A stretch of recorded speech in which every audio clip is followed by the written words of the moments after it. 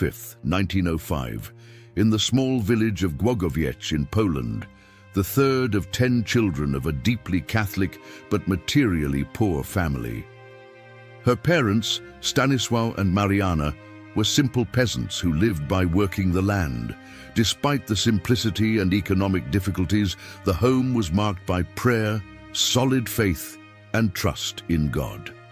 Poland at that time suffered under foreign domination, divided among 3 powers, and the life of rural families was hard, marked by arduous work and constant dependence on divine providence. In this humble and suffering setting, the young Helena Kowalska was born, who would later be known throughout the world as Saint Faustina, the Apostle of Divine Mercy. From childhood, Helena showed signs of deep spiritual sensitivity and devotion to God. Even as a very small child, she surprised her parents with an intense love for prayer and with a piety uncommon for her age. While other children played, she often preferred to withdraw into prayer or to contemplate in silence. Her early years were marked by a simple life, yet full of spiritual experiences. Helena did not stand out for intelligence or human skills, but rather for her goodness, her love for the poor, and her generosity, which already manifested themselves early on. This childhood would shape the saint who, years later, would bring to the world a fundamental message from Christ: mercy. At school, Helena showed simplicity and humility. She did not receive an advanced education, studying only the basics, since her family could not offer her more opportunities. Even so, her teachers described her as an obedient, calm girl whose faith overflowed into her daily behavior. Many neighbors testified that, from an early age, she sought to live differently, marked by a desire for holiness. Her life seemed destined to follow the path of simplicity and rural work, but God's call was already imprinted on her soul, preparing her for an extraordinary mission that would cross all boundaries.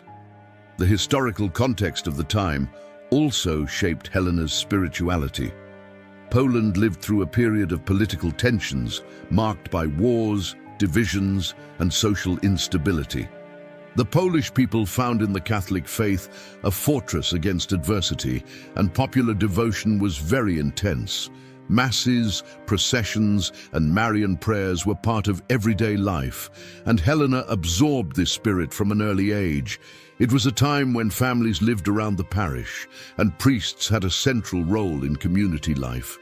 In this deeply religious environment, Helena's vocation flourished, showing that God chooses the small and humble to accomplish great works. Helena's adolescence was marked by hard work to help her family. From a young age, she worked as a domestic servant in the homes of wealthy families in order to contribute to the support of her parents and siblings. Despite the difficulties, she never abandoned her life of prayer. She always found time to go to church, spend long moments before the Blessed Sacrament, and pray the Rosary with fervor. These simple gestures, hidden from the eyes of the world, were the fertile ground where God was preparing his future messenger. Her daily life seemed ordinary, but it was sustained by a burning faith. A striking episode in her youth was the first clear call from God to religious life. Helena was only 7 years old when she first heard the voice of Christ in her heart, calling her to a consecrated life.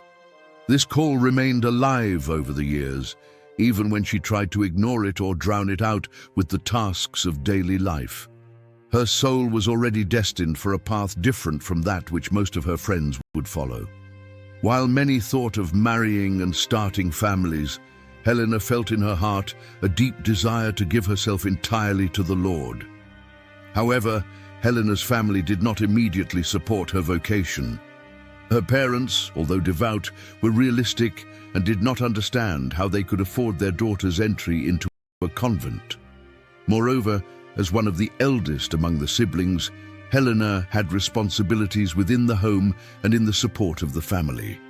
This family resistance brought suffering, but also strengthened her perseverance.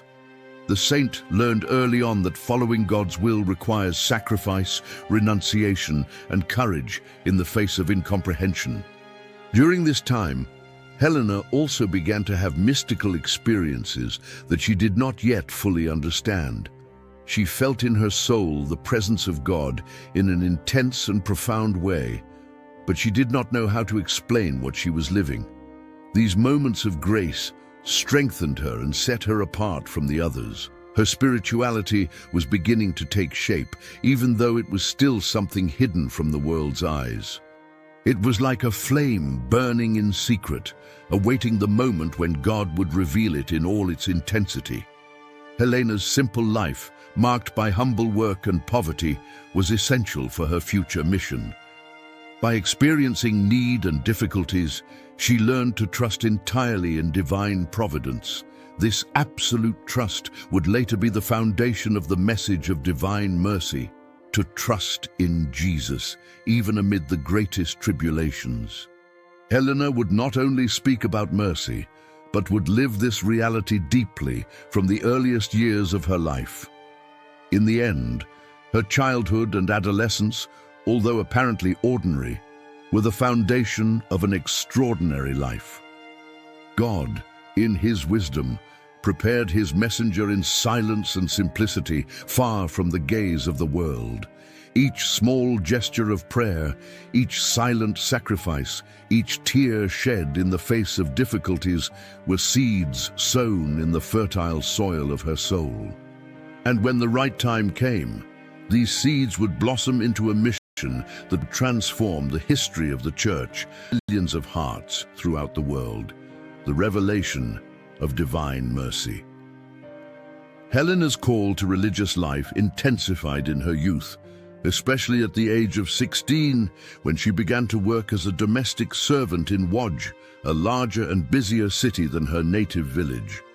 It was during this period that the world began to offer her distractions, invitations to parties, and proposals for a common life among young people her age. However, amid these experiences, Helena always felt an inner voice telling her, "My daughter, I call you to something greater." This voice of Christ, which had accompanied her since childhood, became increasingly insistent. Despite her simplicity and her family's opposition, Helena understood that her life did not belong to her, but should be given entirely to God. A striking episode occurred when Helena was 19 years old. At a party with her sister, while everyone danced and had fun, she had a vision of Christ scourged, covered with wounds, who said to her, "How long will you keep me waiting?" This moment marked her deeply and was decisive in her decision to abandon everything to follow Christ.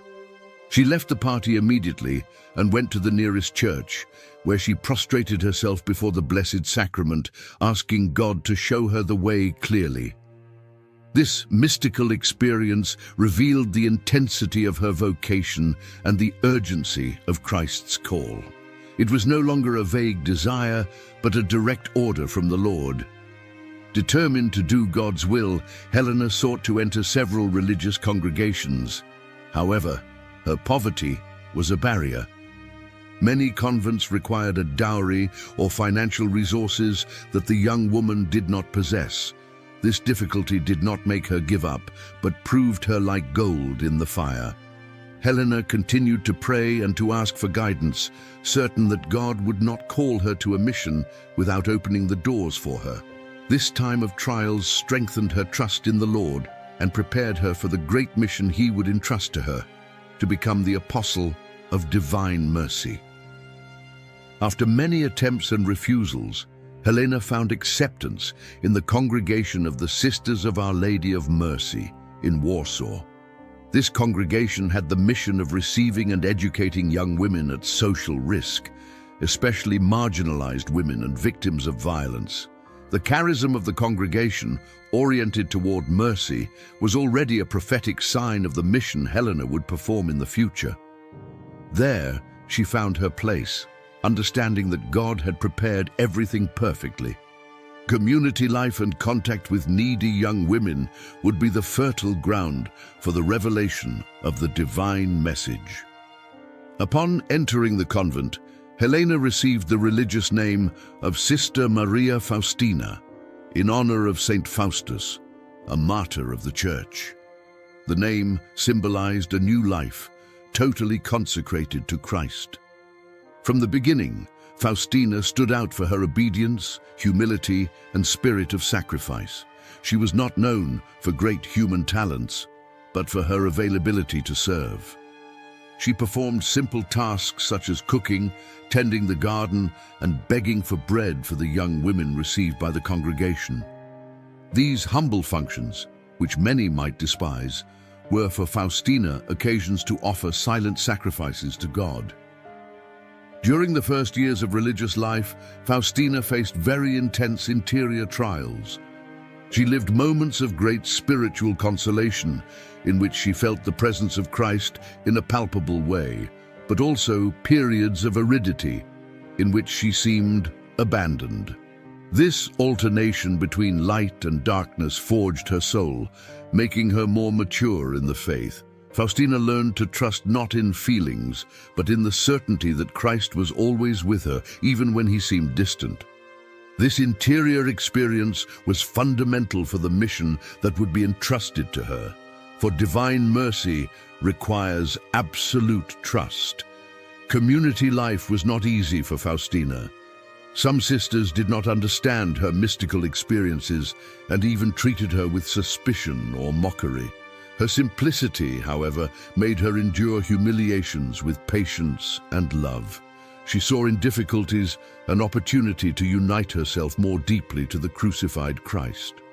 Instead of defending or justifying herself, she silently offered her pains out of love for Jesus and for the conversion of sinners.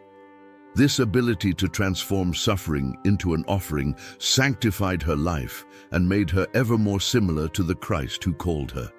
A central aspect of her spirituality since the novitiate was a deep love for the Eucharist. Faustina spent long moments before the Blessed Sacrament, finding there her strength and refuge. For her, each communion was an intimate encounter with Jesus, and her life revolved around this mystery. Besides the Eucharist, she cultivated a filial devotion to the Virgin Mary, to whom she turned constantly in her moments of difficulty. Mary was for her a model of total surrender to God, and under her protection she found courage to persevere in her mission. Faustina also stood out for her compassion for the poorest and most needy. Inside the convent, she treated the young women received there with tenderness, seeking to see them through Christ's eyes. Many of them came from situations of misery, abandonment, or sin. But Faustina saw in them beloved daughters of God. Her way of serving was not merely fulfilling an obligation, but expressing the merciful love of the Lord. This practical living of mercy prepared her soul to be the chosen messenger who would bring to the whole world the devotion to divine mercy. Sister Faustina's life in this initial period of religious life seemed discreet and hidden. Her simple tasks, her internal difficulties, and even the misunderstandings she suffered gave the impression of an ordinary life inside a convent. But in reality, God was polishing her soul for an extraordinary mission. Every detail of her routine was providential: the humiliations, the humble work, the consolations, and the spiritual dryness. All of this was a silent preparation for the great revelation that would transform the spiritual history of the 20th century. Thus, the young Helena Kowalska, now Sister Maria Faustina, left behind the simple life of a peasant to embrace religious life with courage and humility. Her entrance into the convent was not only the fulfillment of a personal dream, but the beginning of a mission that God had planned since her childhood. There, amid the ordinary life of prayer, work, and sacrifice, Christ would begin to reveal to her profound secrets about his infinite mercy. The call had been answered, and now the path of the mission that would forever mark the Church and the world began. After her entry into the congregation of the Sisters of Our Lady of Mercy, Faustina began to live a period of intense mystical experiences. Already during the novitiate, she began to hear the voice of Christ clearly in her heart, calling her to an ever greater intimacy with Him. This voice was not merely the fruit of her meditations, but a living and personal communication from Jesus, who guided, corrected, and strengthened her. Many times, this presence of Christ manifested itself in visions, interior locutions, and feelings of profound union.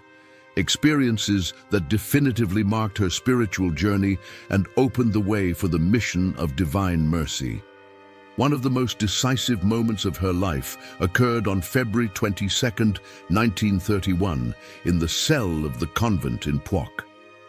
On that occasion, Sister Faustina had the vision that would become the central mark of her mission, the merciful Jesus. She reported in her diary that she saw Christ dressed in a white tunic, raising one hand to bless while the other rested on his chest.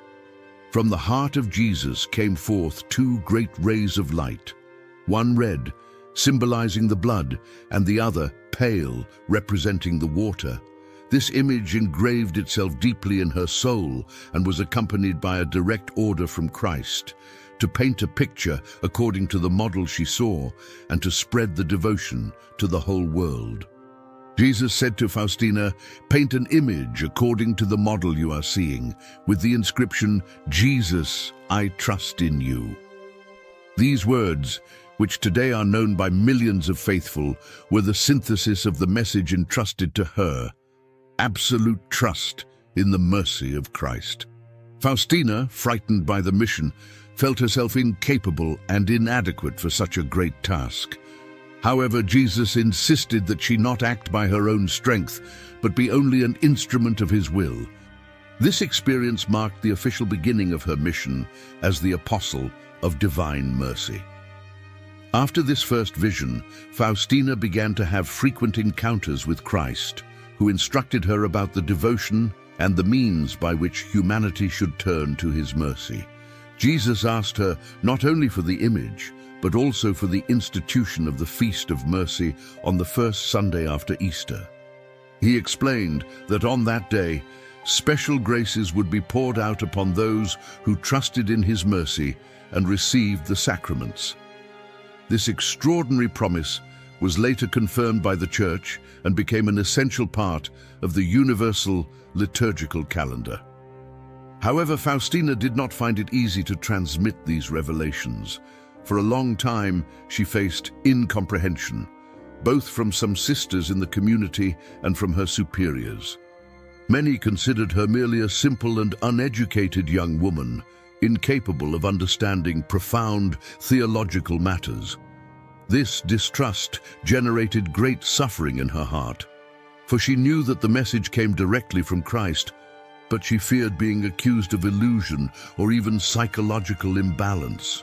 Even so, she persevered in silence, always obeying her confessors and waiting for God's timing. Divine providence placed in her path Father Michał Sopoćko, a confessor and spiritual director who recognized the authenticity of Faustina's mystical experiences. He was the one who encouraged her to write everything that Jesus told her in a diary, a document that today is one of the greatest spiritual treasures of the contemporary church. Under the guidance of her confessor, Faustina also succeeded in having the image of the merciful Jesus painted for the first time in Vilnius by the artist Eugeniusz Kazimierowski, according to the saint's descriptions. Although Faustina was dissatisfied because she thought the painting did not reflect all the beauty of Christ, Jesus told her that it was not the perfection of the art that mattered, but the grace He would pour out upon those who venerated the image. These visions were not limited to the image. Christ also entrusted to Faustina special prayers, such as the Chaplet of Divine Mercy. In this prayer, recited with the ordinary rosary, Jesus promised to grant abundant graces and even to relieve sinners at the moment of death if it were recited with faith. The chaplet became one of the pillars of the devotion to divine mercy and is prayed daily throughout the world today.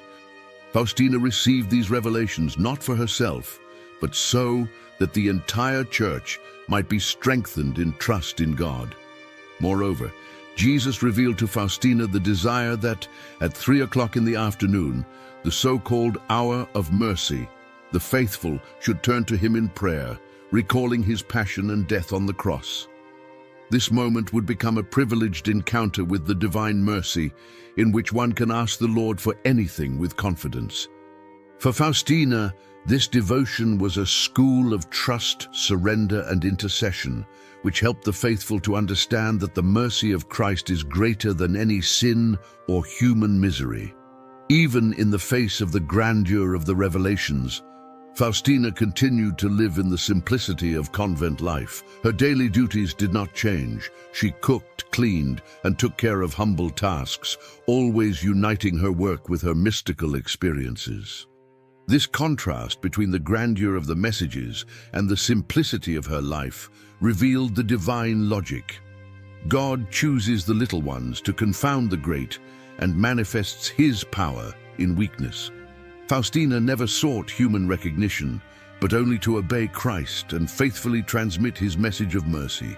The first visions of the merciful Christ marked the beginning of a mission that would outlast Faustina's life and reach all humanity. They were not isolated experiences, but a divine project that involved the church and the whole world, especially in a time of wars and sufferings. Christ, through Faustina, offered a last plank of salvation, trust in his infinite mercy.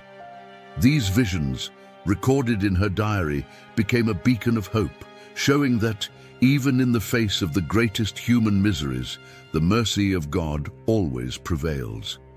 Under the guidance of Father Michał Sopoćko, Saint Faustina began to record in notebooks everything that Jesus revealed to her. This work resulted in the famous diary of Saint Faustina Kowalska, also known as the Diary of Divine Mercy. It is an extraordinary work, composed of thousands of pages that describe her mystical experiences, her prayers, her intimate dialogues with Christ, and the instructions he entrusted to her. Far from being a simple personal testimony, the diary became a true spiritual manual, in which Jesus shows the world the depth of his mercy and the way to obtain it. Each page is a living revelation of God's love for every human soul. The diary was not written in a linear fashion, like a book planned from the start. Faustina wrote according to the directions of her confessor and the interior promptings she received from Christ. Many times, she felt unable to express in words what she was living interiorly, for the mystical experiences exceeded her human capacity. However, in her obedience, she recorded everything with simplicity and clarity. The result was a rich, profound text, full of spiritual beauty, which would become a source of inspiration for millions of faithful around the world. One of the central aspects of the diary is Christ's insistence on trust. The phrase, "Jesus, I trust in you," appears repeatedly as the synthesis of the devotion to divine mercy. Jesus explains to